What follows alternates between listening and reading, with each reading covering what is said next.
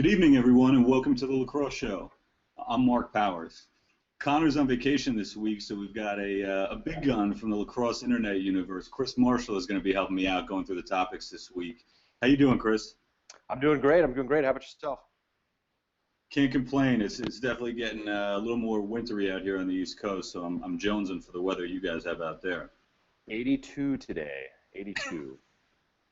That Cali life, man, not too bad. But let's get right into it. We've got an exciting show tonight with an amazing guest, but some interesting topics to start with. It's November, so obviously we got to talk about November, or more accurately, Movember. I've always been a huge fan of this effort, and I think that it does nothing but bring great publicity to the sport of lacrosse. What are your thoughts on it? Is it big out there in California? It's huge in New York. Absolutely. And one of the funny things that I've been noticing, I mean, this is pretty solid for me for 7 days,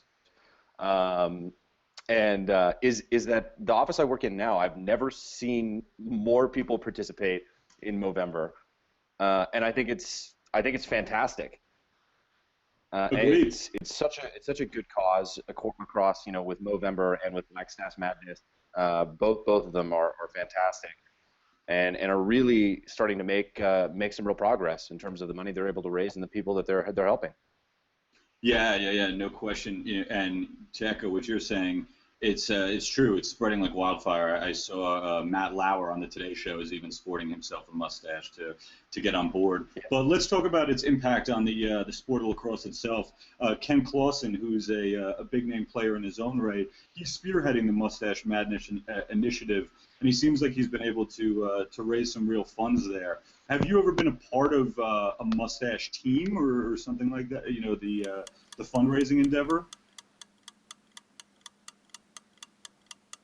Yeah, I mean, I think it's great. A lot of the things that they do hand in hand with the Headstrong Foundation are really fantastic. I know one of the things that they do is something called Nick's House, and it's one of those things where you can they help put up the people in houses near the hospitals where the people are staying, and that's something that I think people overlook when they have loved ones or know people who have loved ones in a hospital, especially if it's out of town and they're going to get the treatment. So that's one of the programs that I think is really fantastic, and that made possible through this.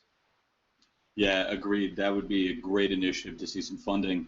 But we got to move on. Next topic we have lined up tonight definitely generated some news recently. We're starting to talk about where the NCAA tournament is moving. Big news was that Baltimore surprisingly didn't put a bid in to host the championships again. Were you surprised by that? I mean, I'm a little surprised by it simply because it's been pretty successful there in the past. I'm not really that upset about it because the camera work is tough from the stadium. They're so high up, and the angle is weird. I mean, I think that they can put out a better TV product from somewhere else, and I'm kind of excited to see it move somewhere else. Now, are those issues intrinsic to M&T Bank, or is that because of its being played in a football stadium in general? Because the other venues are major NFL stadiums. I mean, I've seen some games in other NFL stadiums, and I feel like it's been a problem. I feel like it must just be a problem for that stadium. Right. Gotcha. Well, for me, I'm really excited because it seems like the front runner is Soldier Field in Chicago, one of the real iconic sports venues in the United States, and it would be awesome to see lacrosse played on that stage, especially at the pinnacle of the sport, the NCAA championship. Lacrosse is really exploding out there, and it seems like any time that we've fed lacrosse to these kind of emerging areas, everybody's really taken to it. You saw this last year with Indianapolis and the quarterfinal that they hosted. I think the sky's the limit for Chicago. What are your thoughts? Who's your favorite going into it? I mean, I honestly hope that it's Chicago as well. There was a really great LXM Pro event there in January. A lot of fans, a lot of kids, and there's nothing cooler than Soldier Field. It's right on the water in Chicago, and I mean, I think it would be a big deal for lacrosse. Agreed. Perfect segue to our next topic. So speaking about lacrosse on the move, another big news topic this week was the prospect of MLL moving to South Florida. It seems like Casey Powell tweeted out that the MLL will be going there. I'm a huge proponent of this. Obviously, the sport is growing by leaps and bounds in South Florida, and I think that they're ready to support a team. Do you think that that's the case? I mean, you obviously have an interesting perspective being out there in California, where we saw, I hate to say it, an early failed attempt at expansion for the league. I mean, I think it's time for the league to expand. I mean, I think that there's enough talent out there, and I think there's enough interest. And I think something that people aren't bringing up is MLS expansion. Because all of the teams that are going to be going out in MLS expansion are getting soccer-specific stadiums, and those are the perfect venues for lacrosse. And there's a new team coming to South Florida with David Beckham. They're looking at a team in Atlanta. They're looking at a potential team in Sacramento, which I know has really, really been picking up recently. And the same people who are running that, this is some inside information for you, would really love to have an MLL team. Well, I like that. I like that talk. A little bit of a seed I planted over there. That'd be awesome for MLL to return to Cali. I got to be honest. I'm surprised to see that South Florida is going first. To me, the way the talk was going last spring, I would have thought it would have been Atlanta to go first, personally.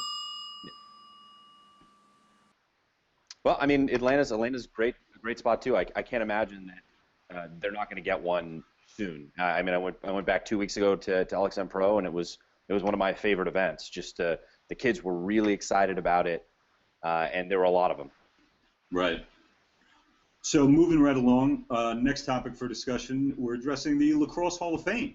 I'm sure many people aren't necessarily familiar with the Lacrosse Hall of Fame. It's located down in Baltimore. It's right next to Homewood Field.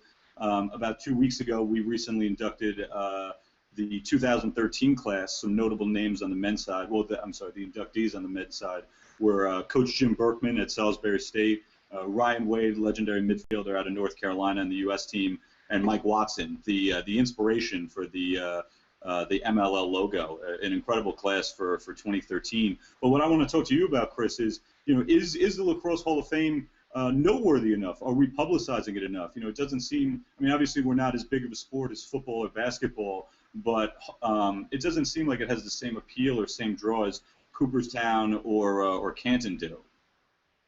I mean, I think it's really hard to say. I mean, I'm super stoked to hear Coach Berkman is in. I mean, he's got more rings than fingers. Really impressed with what he's been able to do Funny there. Because it's true. Yeah, right.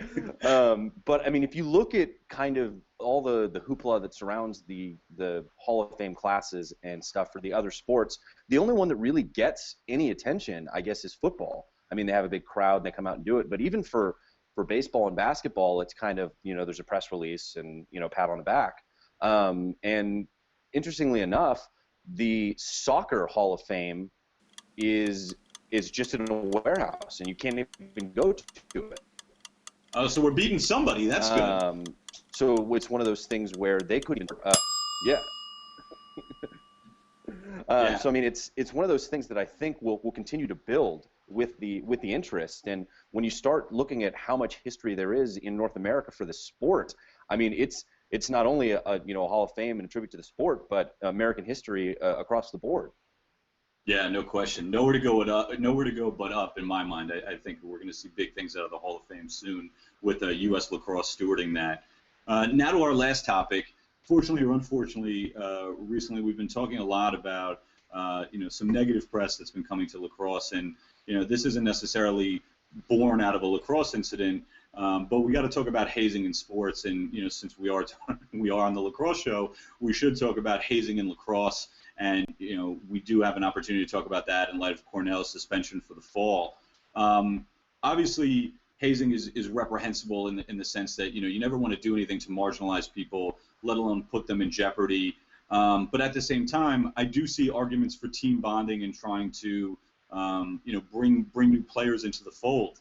What are your thoughts about, how things were handled with Cornell and, generally speaking, hazing in general? I mean, obviously, I'm sure you share the similar view as me, but was it ever something that you were a part of out in California? Yeah, actually, I mean, it was. It's You can something be that I honest. think now, yeah, right. I think it's something now that has been, it's with the way that society is, it's such a fine line, in terms of what you can do and what you can't, and what is considered team bonding and what is considered hazing. And there's so much zero tolerance going around with all the universities that it's they have to take a hard stance. So if there's anybody who says anything or they find anything out, then they have to self-police themselves so there aren't sanctions. Right. And I mean, when I was at Chapman, this was actually something that happened when I was playing soccer. There was a hazing incident, and I wasn't a part of it because I thought it was stupid, and so I chose not to be there. But we had 9 guys suspended, and Wow. we had to play 3 games with only 11 players suited up, and it was a huge problem. And we started the season 5-0, and then we lost 3, and that was pretty much the end of it. And I mean, I'm all for team bonding, but it's gotten to the point where you have to be very, very careful. Yeah, agreed. I certainly think that there's a line when it comes to being able to ingratiate new players into the fold and really building up that team dynamic and that camaraderie. Doing that without taking it to dangerous and possibly insulting levels. Hate to bring such a legend of the game in on such a down note, but we do have an amazing guest with us tonight, Trevor Tierney, famously from Princeton University and MLL, Team USA, an overall legend in the sport. Trevor, recently you've come out with an opinion piece on the lax bro, and talking about kind of the degradation of character of our sport to an extent. Do you see these hazing events, what we're talking about with Cornell and this type of thing, being emblematic of that, or kind of isolated in space?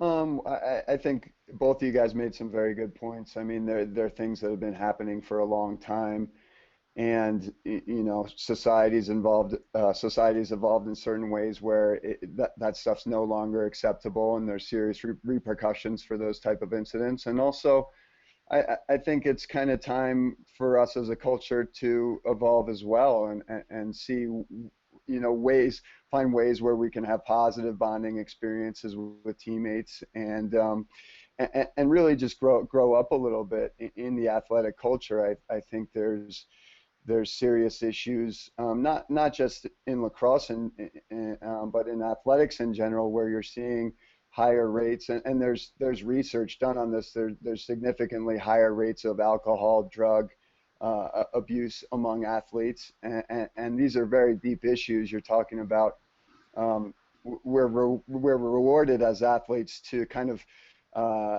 succeed in antisocial behavior. We're cheered for knocking guys down, slashing them across the wrists. These are things that are not accepted in society, and that may have some psychological effects on the players that are playing the game. So these are very deep issues that we have to get some experts in on to talk about, and not not myself. That's the Right, one of thing course. when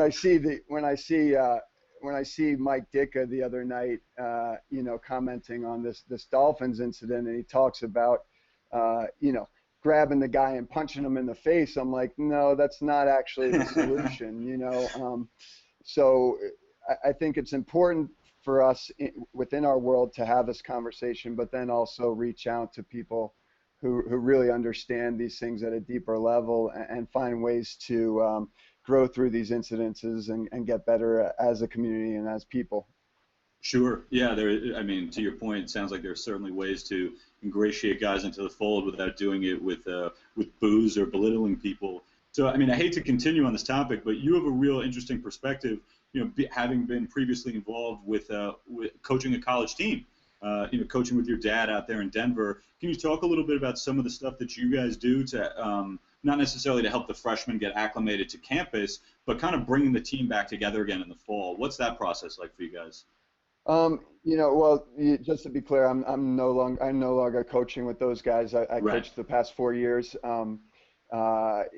Just so you guys know, Coach T actually hasn't allowed hazing on his team since the early 2000s, maybe late 90s, and it's been a pretty hard and fast rule. So I actually at Princeton did not experience hazing as a freshman because of that, because he And your dad was the coach. he really put that to an end at Princeton after he just got tired of hearing those stories, and so it wasn't something that I was a part of. I don't know if I can answer that in a simple answer, but I think if you have, I think this mentality of this idea where freshmen have to be treated as lower people on a team, or they have to be knocked around a little bit to be ingratiated. I don't know if that may be a belief that we have going through the athletic culture, and it may be something that can be challenged in certain ways. I know at DU, we don't even have a rule on the bus where freshmen have to sit in the front of the bus, which is pretty unheard of in the athletic culture. Usually, rookies go to the front of the bus, seniors go to the back of the bus, and our seniors actually like sitting in the front of the bus, so they actually don't mind. But kind of just changing some of those assumptions and bringing team building exercises together, making sure that guys really respect one another. Even as far as Coach T will say to the guys, hey, don't tell those guys that they're in charge of grabbing bags, or they're in charge of grabbing equipment, or they're in charge of cleaning the field. You do that yourself. And when you have a leader building up a community like that, you have a lot fewer incidences. So when I kind of get short glimpses of this Miami Dolphins incident, it seems like the coach really has no control of what's going on down there. So I think you need a strong leader to send direct messages. And in any culture, it stems from the top. So you need a strong coach, and every coach is going to do it differently, but you got to bring the team together and have them respect one another, no question. Absolutely. I mean, I think this is probably a good time to transition into a new topic, back onto the MLL expansion. I mean, I think you probably have a very unique perspective on this, being that right about the same time your career ended in the MLL was when the contraction was happening. So I mean, you were able to see the MLL with more teams, and then also shrink back down. I mean, do you think the MLL is ready for expansion? Yeah, I mean, absolutely. I thought it was sad when they had to go back down. I really enjoyed my last 2 years of my career were with the Denver Outlaws in the Western Division, and it was a bit of a growing process then. Like some of our teams weren't as strong, so there was a little bit of dilution of talent. But I think you're seeing now there are enough players coming out of college that can play at that level. And I think it's better for the game to have more exposure in different cities, and they're gonna fight through some growing pains, whoever it is. But the biggest thing in the MLL is really the management teams that are in charge. You look at Denver. If you didn't have guys like Mac Freeman, who's Pat Bowen's right-hand man for the Denver Broncos, that Denver team could have failed just as well as the San Francisco or Los Angeles teams. But they really had a management team that had their stuff together, knew how to sell tickets, knew how to market. They treated us like complete professionals. It was amazing the difference playing for Denver compared to playing for the New Jersey Pride. It was like night and day. And so, I think the league's come a long way in the past decade, and I think they're ready to grow it in different areas, and they know how to find the right management team. So I think those guys have their act together, and they know what they're doing with this expansion now. Yeah, I mean, I know it's exciting for me. Sorry to cut you off, Mark, but I think that even with the contraction, it created more lacrosse in the long run, because I feel like you see a lot of those like old Riptide guys like Kyle or Hamilton Pollard or Matt Russell who play on the LXM Pro Tour. And I mean, I think that with the teams out there, when you had the Riptide and you had the Dragons, and even when you had the Anaheim Storm in the NLL, there were guys who played for those who just didn't want to leave California, even Sean Lindsay. And I think that planted the seed for the LXM Pro Tour. which now is seeing a lot of success, which is fantastic. You know, and I mean, I think that with stuff like that, you can see how much growth there is, especially on the West Coast, in how excited kids are about the sport. Yeah, Trevor, you've been a huge part of that growth. What's that been like for you to really experience that? You're kind of one of the forebearers of that. Well, you know, I thank you for saying that, but you know, there's a lot of great people in this game doing a lot of good things, especially the mom and pops in their own backyards and the high school coaches, and to you know, I'm extremely grateful for the experiences that I've had in the game, and you know, I was saying to some of my parents.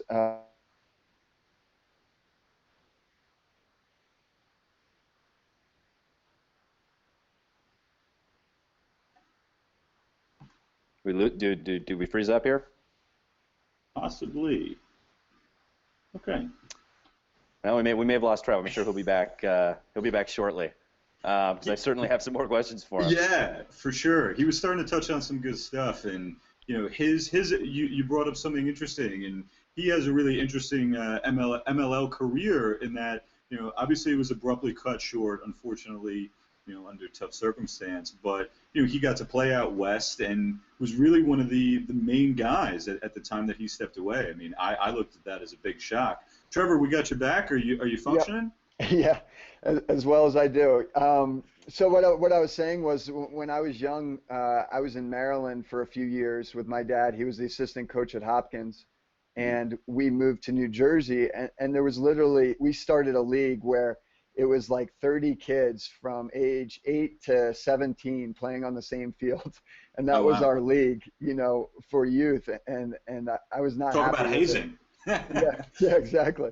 So you know, seeing how much it's grown on the East Coast, and then, you know, when I moved down to Denver in 2001, right after college, and just, it's so cool, especially, you know, just seeing kids, like when I travel to California, seeing kids walk down the street with a lacrosse stick in their hand or adrenaline shirt on or whatever it is. It's just amazing how far the game has grown, and I think it just keeps getting bigger and better each and every year. So, you know, there's a lot of people that bring up the negatives around the game, but there's so many good people, like some of the guys you mentioned, Chris out in California, Kyle Harrison, Sean Lindsay, you know, so many good guys teaching the right things through the game. It's just impressive what's happened in the past 10 years. I think the MLL has been a big part of that. I think the LXM and those guys out in California have been a huge part of that.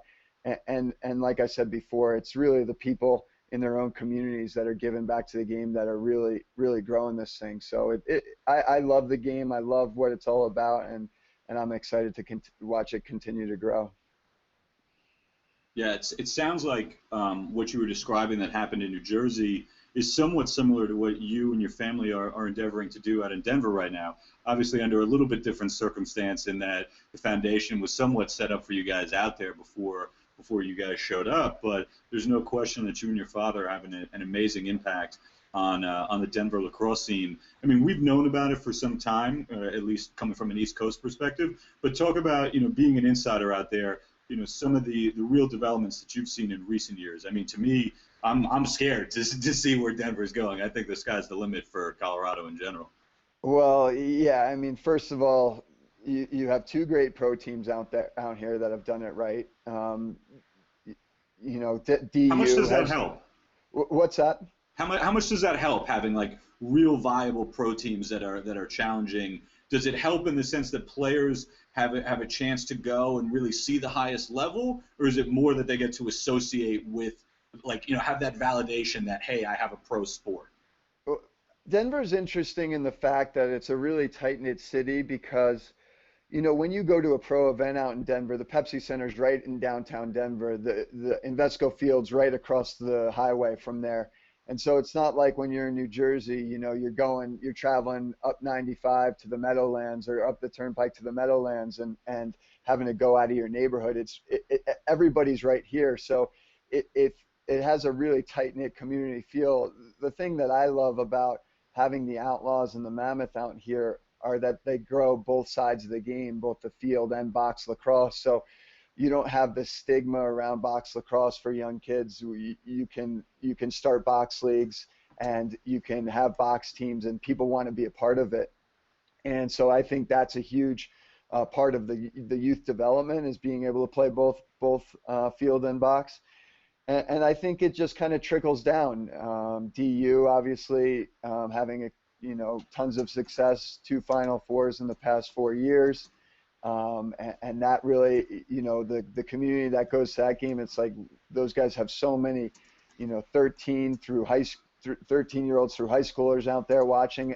And when I first came to Denver, maybe in the early mid-2000s, all those kids were wearing North Carolina shirts around, Hopkins shirts. Now you're seeing them wear DU Pioneers, and that's really cool. And then, like you said, the foundation was really set out here for lacrosse. A lot of great youth groups were already started.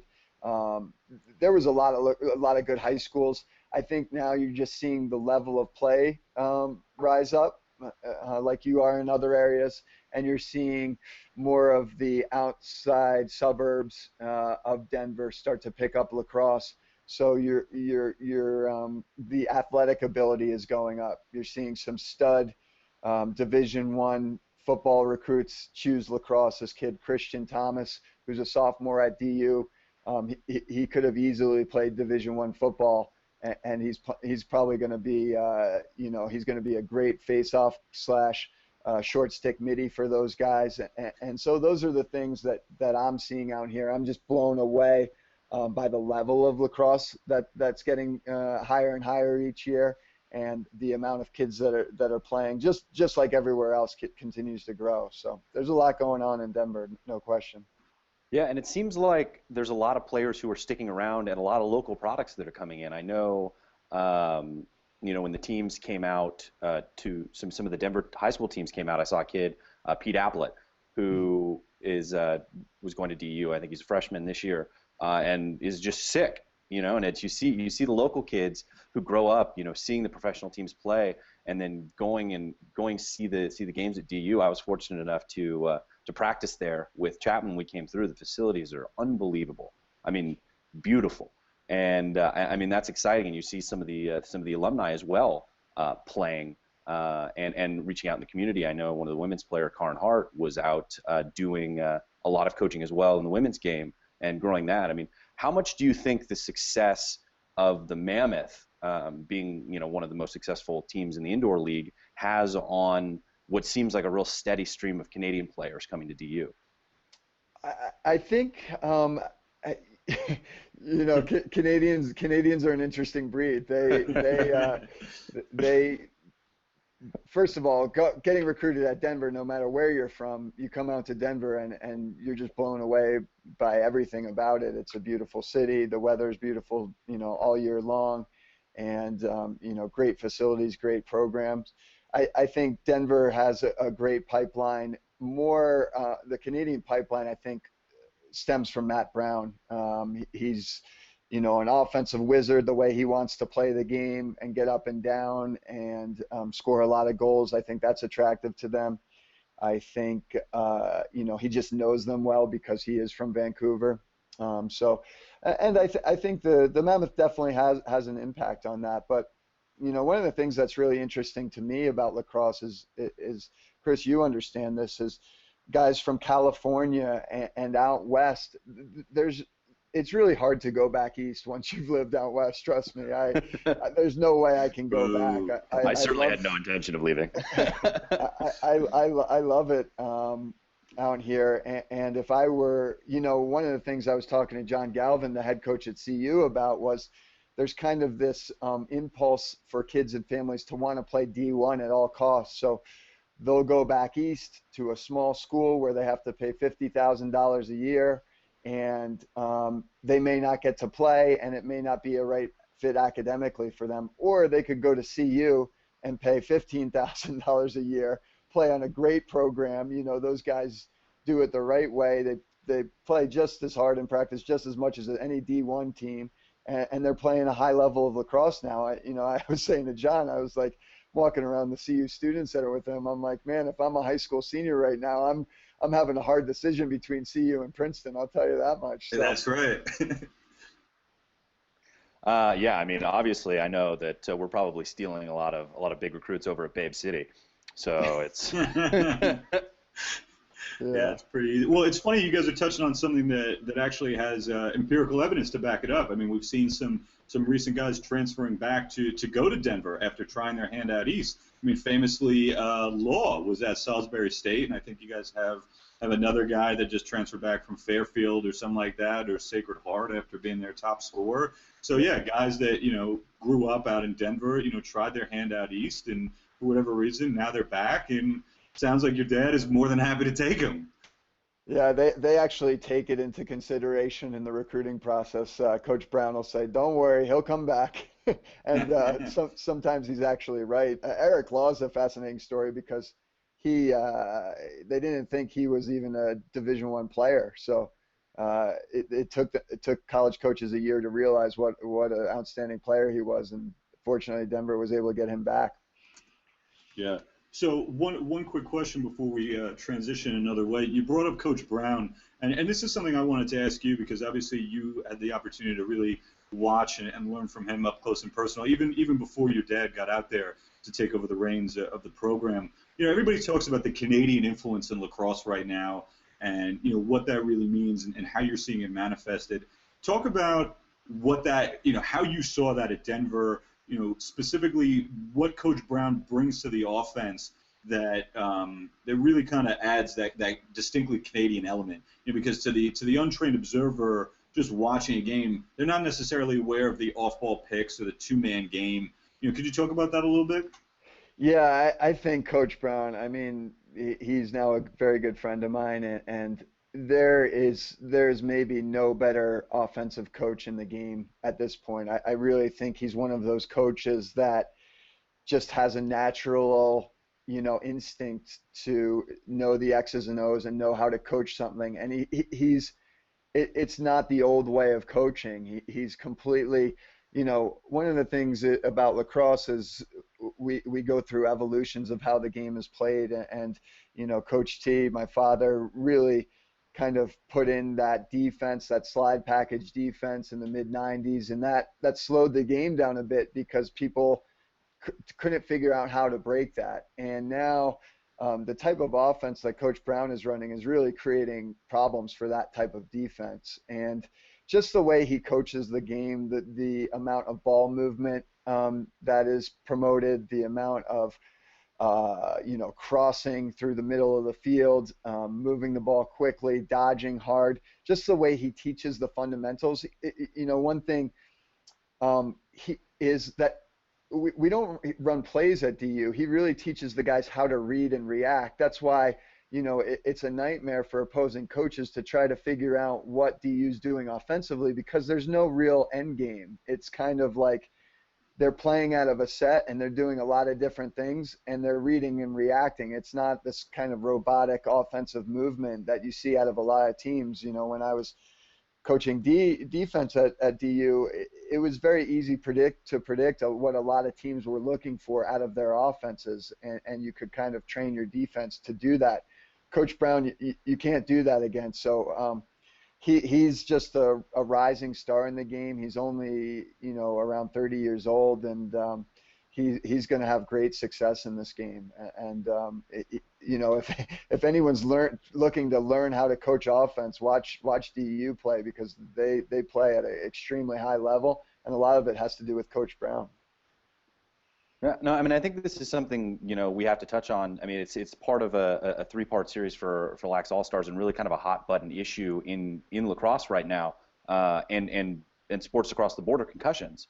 And, I mean, given your experience with the game and, where the sport has come across the last 6 years, I mean, are you happy with all of the tech that's been going into the helmets and the rule changes in terms of how that's affecting the number of concussions and the safety for players across the board?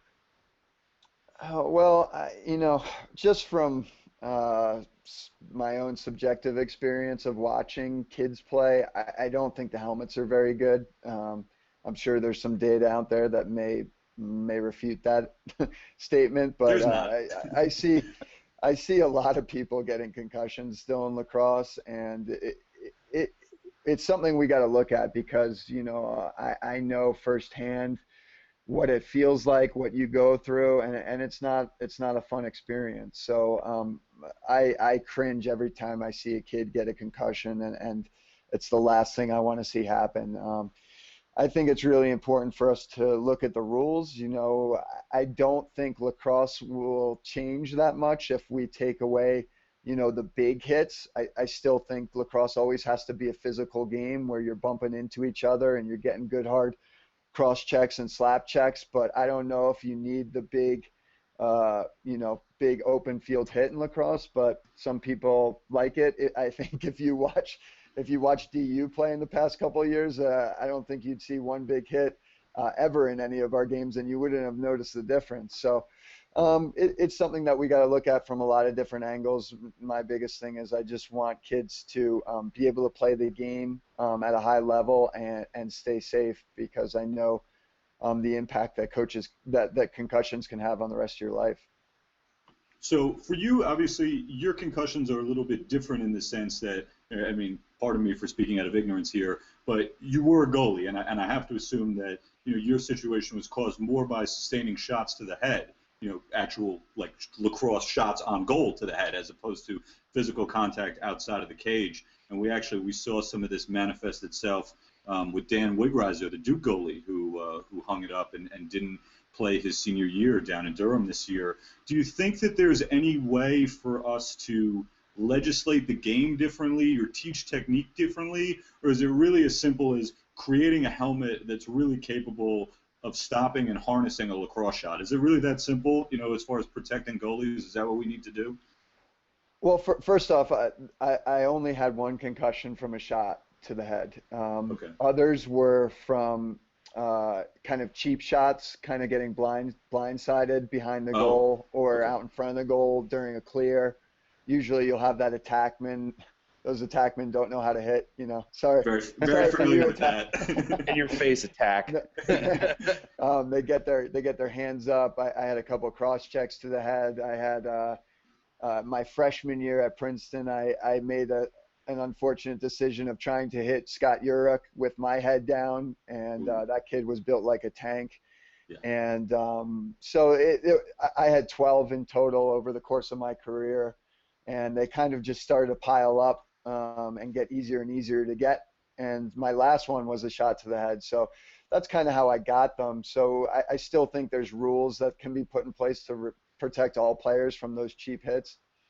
As far as the helmets are concerned, I am still in shock that the Rydell helmet's gone away, because you know, when I played for Team USA in 2006, me and Jay Jalbert, who were both guys who were struggling with concussions at the time, we loved them. I mean, we felt so much better protected. We took some hits, and we didn't get phased at all. I remember one time Jay Jalbert came through the middle of the field and just got high hit by one of the Canadian defensemen, and he popped back up. And those Rydell helmets were awesome.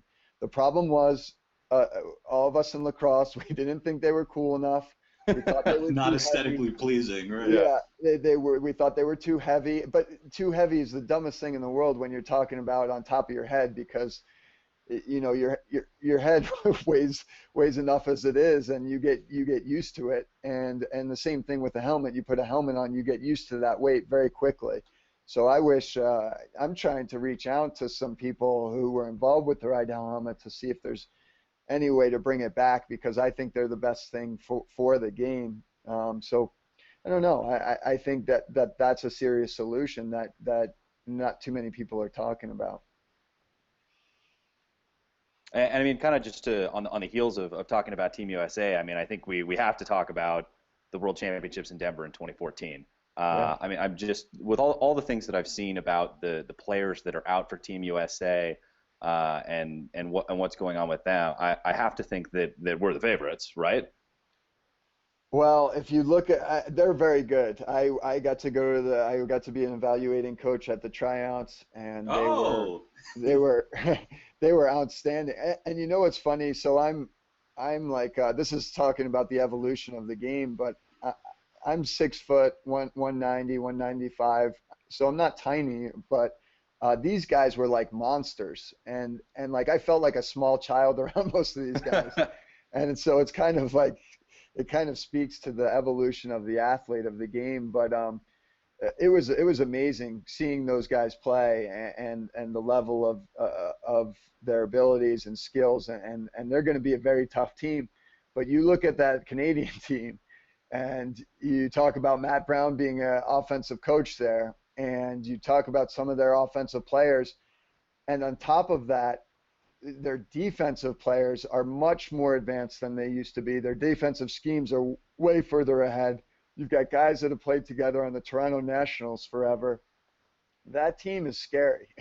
So it's going to be interesting to watch. Not to mention you throw the Iroquois into the mix with the Thompsons, and they're no joke either. So I'm really excited that the Worlds are going to be out in Denver. I'm excited to watch them, and it's going to be a great venue, great place to have it. So I hope people from all over the country come out to Denver to watch it and take part in it. I think it's going to be Norway's year myself, but the Japanese are always quick. Hey, Trevor, I got to ask you about your own Team USA experience. You had an interesting one in that you played on the 2002 team. I don't really want to call that a forgotten team, but it was certainly an interesting dynamic there. You know, continued the lineage of the United States winning the championship, but that was the year where MLL players didn't really compete, and that was a situation where a lot of college guys came on board, and some of your Princeton teammates were there with you, you know, combined with some of the legends of the game. I remember the Lowe brothers were on that team. Yeah. And then you juxtapose that with 2006 and obviously the disappointment out in Ontario. You know, talk about what your Team USA experience was like, both, you know, trying out for it and then, you know, playing in those tournaments, both, you know, pretty distinct opportunities for you. Yeah, I mean, just the honor of being able to represent USA is something I'll never forget. And, you know, it still blows me away to this day that I got to play for two teams and just, you know, like that was such a dream of mine as a kid, and to be a part, or, you know, sometimes when I was on those teams, I'd look around at the guys that were on there and just be like, wow, I can't even believe I'm here.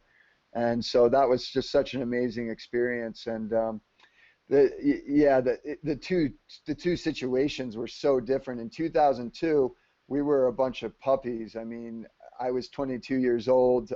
We had Mikey Powell was on there, and he was still in college.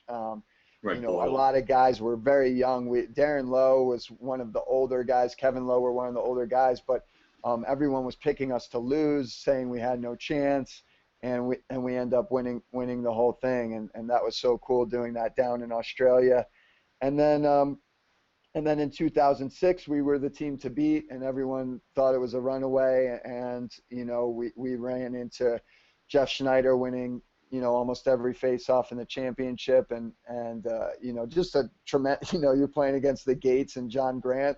It's not some team to sneeze at. So it was extremely disappointing, you know, losing the championship, and it's something that I'll never let go of. You know, I wish we could have found a way to win that one, but you know, that's just part of playing sports. You know, you have some ups and you have some downs, and you know, you learn from them and you get better from them, and I think Team USA in retrospect has learned a lot from that loss, and they've changed a lot of how they do things, how they select the teams, how they work together going up to the games. So it's just the way sports work. So even though we lost, that was still a great experience for me and all our teammates. But the big thing for me that I tell all my kids is, you know, all the friends that I met on those teams.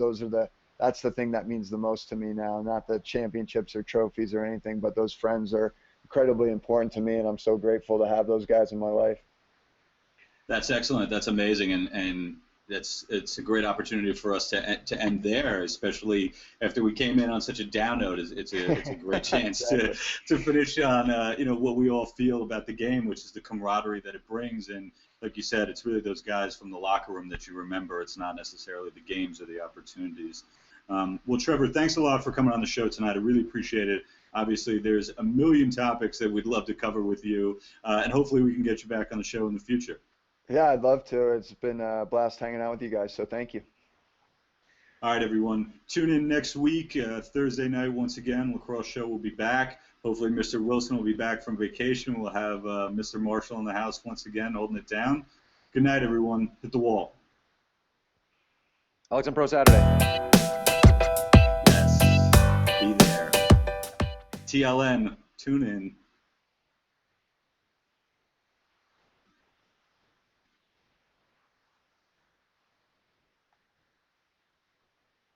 Oh, lost him. Whoops. That was good.